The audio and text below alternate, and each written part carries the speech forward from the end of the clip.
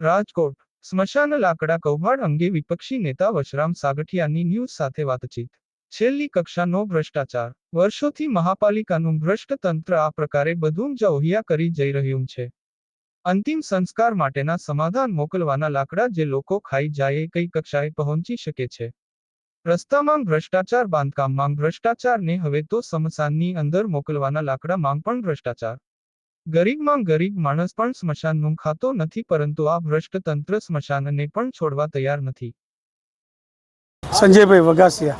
સંજયભાઈ, શું છો આપ અહીંના? હું સંચાલક કરું।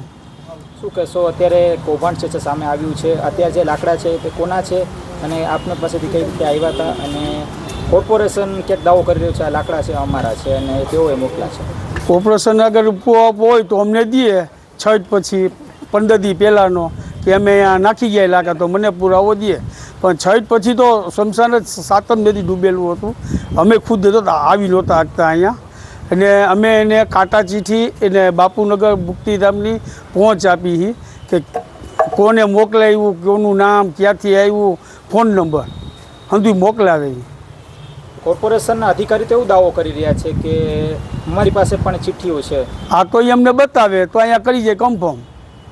તમને લાગે છે કઈ પ્રકારનું આ કૌભાંડ ક્યાંક? અને આ જે છે એ લાકડું એ અમારે વર્કશોપનું છે, ગોંડલ રોડ ઉપર નવું બિલ્ડિંગ પડે, જૂના લાકડા હતા એ છે ને કામ જેતપુર લાગે તે તોડીએ આવ્યા એને થઈ ગયા 15 દી, પછી એક પણ ગાડી આવી નથી। લાગે તપાસ થવી જોઈએ આ સમગ્ર મામલે?